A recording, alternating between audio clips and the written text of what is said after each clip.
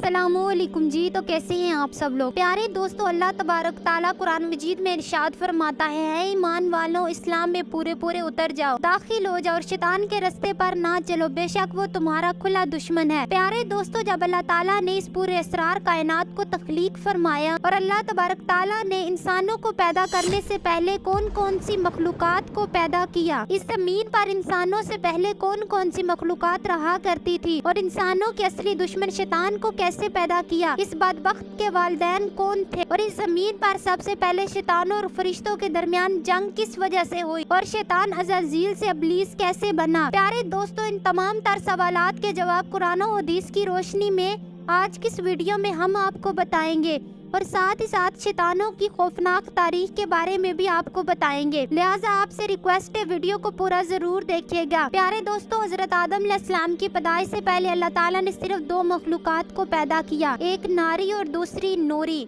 नूरी मखलूक फरिश्तों को कहा जाता है, जिसको अल्लाह पाक ने नूर से तख्लीक फरमाया और इस नूरी मखलूक की नस्ल नहीं बढ़ती क्योंकि अल्लाह पाक ने इस नूरी मखलूक के जोड़े नहीं पैदा किए, जिस वजह से फरिश्तों की औलाद पैदा नहीं होती। और दूसरी नारी मखलूक जिनको आग से पैदा किया गया, वो जिन्नात थे। रवायात में आता है कि जन्नात में सबसे पहले समहून जिन को पैदा किया गया। अल्लाह पाक ने समहून जिन को पैदा करके जमीन पर भेजा और इसके लिए एक जिन लड़की भी पैदा फरमा दी। इसी तरह इस जिन ने इस लड़की से शादी कर ली, जिससे इनकी नस्ल खूब बढ़ी और जन्नात इतने ज्यादा हो गए कि पूरी जमीन पर फैल गए। शुरू में ये जन्नात फरिश्तों की तरह हर वक्त अल्लाह पाक की इबादत में मशगूल रहा करते थे और बाद में कुछ जन्नात ने अल्लाह पाक की नाफरमानी करना शुरू कर दी और अल्लाह पाक के हुक्म को मानने से इनकार कर दिया, जिसकी वजह से ये नारी मखलूक अल्लाह पाक की नाफरमान मखलूक बन गई। इन जन्नात में से एक नामी ग्रामी जिन, जिसका नाम चलीपा था और इसकी बीवी का नाम तबरीज था,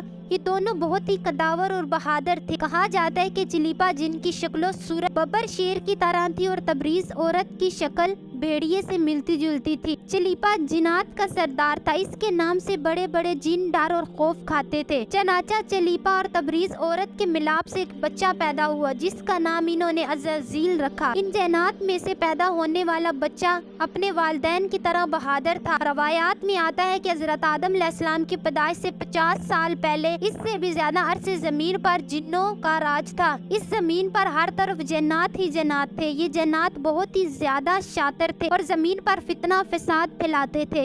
इसी तरह इस जन्नात ने जब जमीन पर फसाद बनाना और तबाही मचाना शुरू कर दी, तो इस वक्त अल्लाह पाक ने फरिश्तों को हुक्म दिया कि जमीन पर जाओ और जन्नात से जंग करो। तो फरिश्तों ने अल्लाह पाक के हुक्म से जमीन पर उतरे। इन फरिश्तों ने जन्नात को हुक्म दिया कि अल्लाह पाक ने हुक्म दिया है कि जमीन में अमन व अमान से जिंदगी बसर करो, लेकिन जन्नात ने फरिश्तों की बात मानने से इनकार कर दिया, जिसकी वजह से जन्नात और फरिश्तों के दरमियान शदीद जंग हुई। लेकिन जन्नात ने फरिश्तों की बात मानने से इनकार कर दिया, जिसकी वजह से जन्नात और फरिश्तों के दरमियान शदीद जंग हुई। इस खौफनाक जंग में अज़ाज़ील के वालिदैन यानी कि चलीपा और तबरीज ने भी शिरकत की। इस जंग में फरिश्ते जन्नात पर गालिब आ गए। जंग के अंदर बहुत सारे जन्नात मारे गए, जिनमें अज़ाज़ील के वालिदैन भी शामिल थे और बाकी सरकश जिन्नों को अल्लाह पाक के हुक्म से कैद कर लिया गया। इन कैदियों में अज़ाज़ील भी शामिल था। फरिश्ते जब इस जन्नात को कैद करके आसमानों की तरफ ले गए और शैतान बिन कैदी जन्नात के साथ आसमान पर चला गया। इसी तरह जब अज़ाज़ील फरिश्तों के साथ आसमान पर चला गया, तो फरिश्तों को हुक्म दिया गया कि अज़ाज़ील की बेहतरीन तरबियत की जाए। फरिश्तों ने अज़ाज़ील की अच्छी परवरिश की और इबादत करने के बेहतरीन तरीकों से आगाह किया, जिसकी वजह से अज़ाज़ील अल्लाह पाक की इबादत गुजार बंदा बन गया। इसी तरह अज़ाज़ील ने अल्लाह पाक की इबादत करना शुरू कर दी। इस दौरान अज़ाज़ील बहुत काबिल और अक्लमंद बन गया, इसके पास बहुत ज्यादा इल्म आ गया।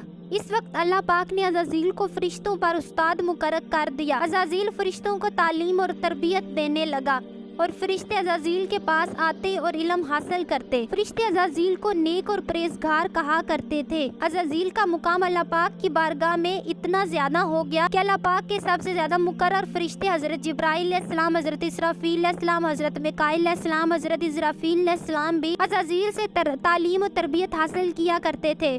پیارے دوستو، اللہ پاک اس کائنات کا حقیقی مالک ہے، اس سے کوئی بھی چیز چھپی ہوئی نہیں۔ اللہ پاک کو اس بات کا علم تھا کہ عزازیل ایک دن میرے حکم کو ٹھکرا دے گا اور اس کا خاتمہ کفر پر ہوگا۔ چنانچہ ایک دن عزازیل کا گزر لوح محفوظ کے قریب سے ہوا تو عزازیل نے لوح محفوظ پر دیکھا جس پر لکھا ہوا تھا کہ میں شیطان مردود سے اللہ کی پناہ مانگتا ہوں۔ اس تحریر کو پڑھنے کے بعد تقریباً 2000 سال تک عزازیل روتا رہا اور اللہ پاک کی عبادت میں مصروف رہا۔ ایک دن عزازیل اللہ پاک کی بارگاہ میں ایک سوال لے کر حاضر ہوا کہ یا رب العالمین، یہ اتنا بڑا شیطان مردود کون ہے جس سے پناہ مانگی جا رہی ہے؟ عزازیل کے سوال کا جواب دیتے ہوئے اللہ تعالیٰ نے ارشاد فرمایا کہ میں نے ایک بندے کو اپنی ہر نعمت سے نوازا ہے، وہ بندہ ایک دن میرے حکم کو ماننے سے انکار کر دے گا جس کی وجہ سے اس کی ساری عبادت ضائع ہو جائے گی اور وہ شیطان بن جائے گا۔ اللہ پاک کے اس فرمان کو سننے کے بعد عزازیل ہر وقت سوچتا رہتا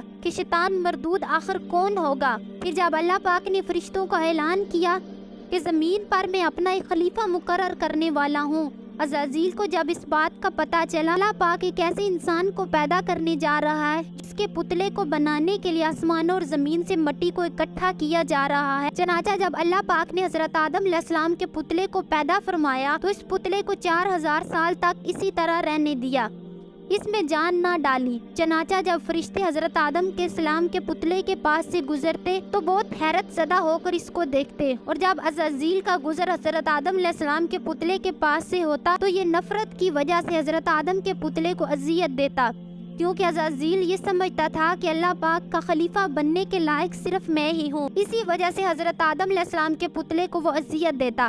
چنانچہ جب اللہ پاک نے حضرت آدم علیہ السلام کو پیدا فرمایا تو اس دن اللہ پاک نے سب فرشتوں کو حکم دیا کہ سب میرے پاس اکٹھے ہو جاؤ۔ جب سارے فرشتے اللہ پاک کی بارگاہ میں حاضر ہو گئے تو اللہ پاک نے حکم دیا کہ میں زمین پر اپنا ایک ایسا بندہ پیدا کرنے والا ہوں جو زمین پر جا کر میرے حکم کی تعمیل کرے گا۔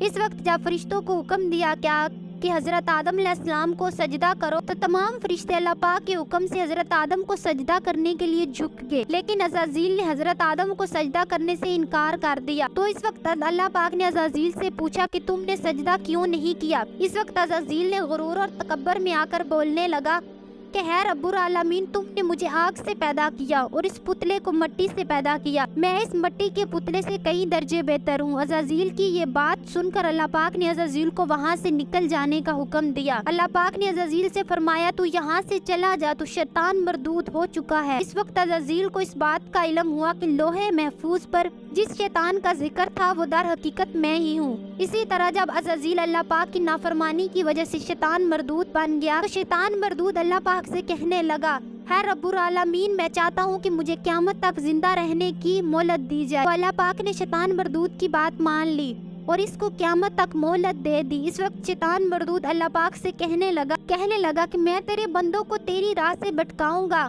اور ہر طرح سے تیرے بندوں کو تیرے حکم کا نافرمان بناؤں گا، اور بہت سارے تیرے بندے میرے کہنے میں آ کر تیری نافرمانی کریں گے اور گناہوں کے اندر مبتلا ہو جائیں گے۔